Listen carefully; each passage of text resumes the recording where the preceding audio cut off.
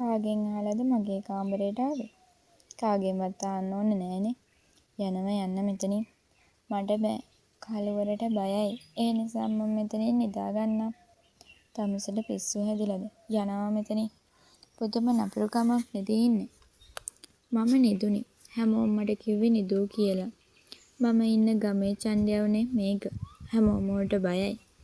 මේක මාව බලෙන් පැහැරගෙන ආවෙත් ඇයි කියලා නම් තාම මම දන්නේ නෑ. මගේ තාත්තා විපක්ෂයේ මන්ත්‍රී කෙනෙක්.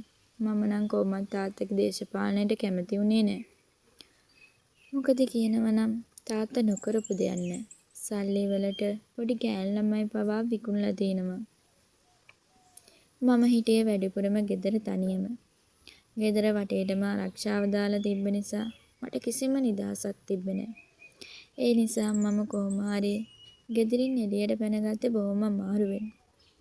ගෙදරින් පැනලද්දි තමයි මම මේකට අහු වුනේ. මේකගේ ප්ලෑන් එක හරි ගියේ මම ගෙදරින් හොරෙන් ආපු නිසා. මේක මරව අරන් ආවට ගැට ගහලා තිබ්බේ නෑ. කාමරයකට දාලා දොර නිකන් වහලා තිබ්බ විතරයි.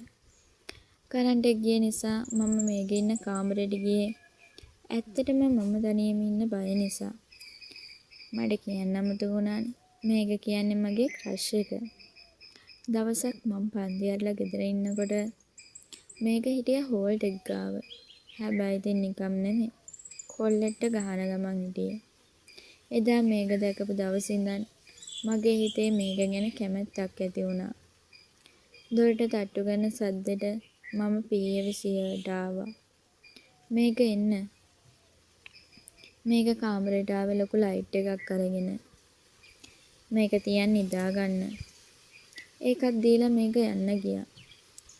උදේ මට හැරුණේ එළියෙන් ආපු සද්ද නිසා. මේක ගැන හිතා ඉඳලා කීයට නිදාගත්තද කියලා දන්නේ නැහැ. එළියේ මොකද්ද තියෙන සද්ද බලන්න මම දොර ළඟට වෙලා අහන් හිටියා. මේක බලන් ඉඳලා බෑ. ඌ දැනටමත් උඹේ නංගිට මොනා කරලාද දන්නේ නැහැ. එහෙම වුණොත් ඕකව මරනවා මම. කතාව තව ටිකක් අහන් ඉඳපු මට තේරුණේ මගේ තාත්තා මේකගේ නංගිව පැහැරගෙන ගිහින් කියලා. තාත්තගේ හැටි දන්න නිසාම මම ඉක්මනට මේක ගාවට ගිහින් මේකගේ අතේ තිබ්බ ෆෝන් එක අරන් තාත්තට කෝල් එකක් ගත්තා. තාත්තේ දුව අනේ මගේ දුව කොහෙද ඉන්නේ? අනේ තාත්තේ මාව බේරගන්න. මෙයාලා මට කරදර කරනවා. අනේ තාත්තේ මේකගේ නංගි දීලා මාව බේරගන්න තාත්තේ. අනේ මෙයාලා කියන තැනට නංගිව ගෙනත් දෙන්න තාත්තේ. අනේ තාත්තේ මට බයයි. මාව බේරගන්න තාත්තේ. දුව කියනවත් එක්කම මම කෝල් එක කට් කරා. මේකටත් යාළුවන්ටත් හිතා ගන්න බැරි වුණා මම මොකද්ද කරේ කියලා. ඉක්මනට ලෑස්ති වෙන්න අපි යමු. හැමෝම පියවසියට ආවෙත් එතකොටයි.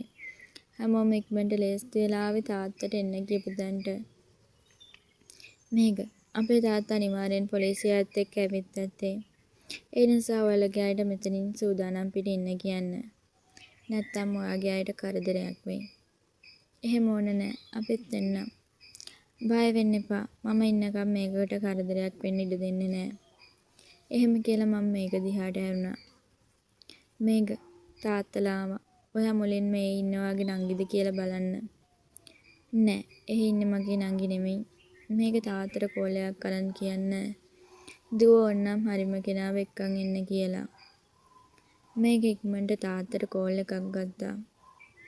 තමුන් ඔය අරන් ඇවිත් තියෙන වෙන කෙල්ලෙක්. මට මගේ නංගිව දෙනවා. අනේ තාත්තේ මෙයාලා කියන දෙයක් කරලා මාව බේරගන්න තාත්තේ. හරි ඉන්න. මගේ දුවට කරදරයක් කරන්න එපා. ඊට පස්සේ තාත්තා වාහනේ හිටිය මේගගේ නංගිව එක්කන් ආවා. එතකොට මේක මාවත් අරගෙන වාහනෙන් බැස්සා. මේක දැන්ම මාවත් අරින්න එපා. නංගිව ඔයා ළඟට ගත්තාම මාවත් අරින්න. ඊට පස්සේ ඉක්මනට දුවලා යන්න.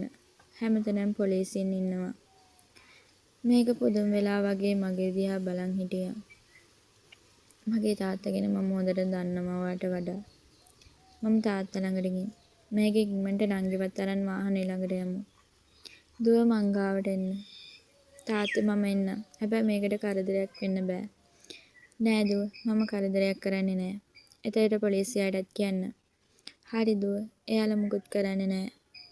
මේක නංගිව අරන් ඉක්මනට යන්න. මේක නංගිවත් අරන් දුවලා යනකොට තාත්තා තුවක්කුව අරන් මේකට වෙඩි තියන්න හැදුවත් මම මැද්දට පැන්න නිසා වෙඩිල්ල වැදුනේ මට. මේක නවතින්න හැදුවත් මේක මම හොඳින් නංගිව අරන් යන්න.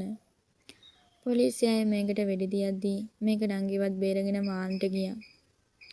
මචන් නංගිව පරිස්සමෙන් බලාගනි. මම ඉක්මනට එන්නම්. පිස්සු කරන්න එපා බං. කෙල්ලට මුකුත් වෙන්නේ නෑ. තාත්තා ඉන්නවනේ. ඒත් බං කියන දේ අහපන්. මෙතන ඉන්න එක නංගිටත් ආරක්ෂාවක් නෑ. මේකව බලෙන්ම දාගෙන වාහනේ ඉක්මනට එතනින් ගියා. තාත්තා මාව හොස්පිටල් එකට අරන් ආවා. අනේ බං ඒ කෙල්ල මන් නිසා වෙඩි කෑවේ. අපි පොඩ්ඩක් එමෙට හොයලා බලමු කෙල්ලට කොහමද කියලා. මටත් හිතාගන්න බැරි අර වගේ තාත්තෙක්ගේ දුවෙක් එහෙම උනේ කොහමද කියලා. අනේ මන්ද බං. මේක ළමින්ගින්ම හිටියේ දෙනුවන් ගියාට පස්සේ මේ ගාවේ නිදුව හිටියේ කාමරේට. මුළු කාමරේම සුවඳයි. මේක එහෙම හිතාම මුළු කාමරේම ඇවිද්දා. එක පාරටම මේ සුඩ තිබ්බ කොළ කෑල්ලකට මේකගේ ඇස් දෙක ගියා. මේක හිමීට දිගෑරලා බැලුවා. අනේක නිදු ලිව් එකක්. මේක දකිනකොට ඔයා මාව තාත්තට බාරලා දීලා දීවි. ඒත් මම මේක ඔයාට කියන්න ඕන.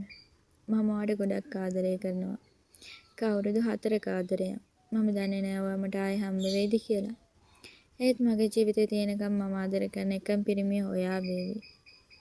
දෙයියනේ මේ කෙල්ල මට ආදරය කරනවද? මේක එහෙම හිතාම හාන්සි වුණා. කොල්ලගේ ඇස් දෙක මේකට අමතක කරන්න බැරි වුණා.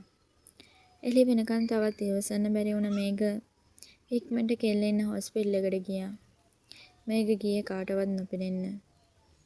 හොස්පිටල් එකේ කෙල්ල ඉන්න තැනට කෙල්ලගේ තාත්තා ආරක්ෂාවක් දාලා තිබ්බා. ඒ නිසා මේක ડોක්ටර් කෙනෙක් විදිහට වෙස් වලාගෙන කෙල්ල ගාවට ගියා.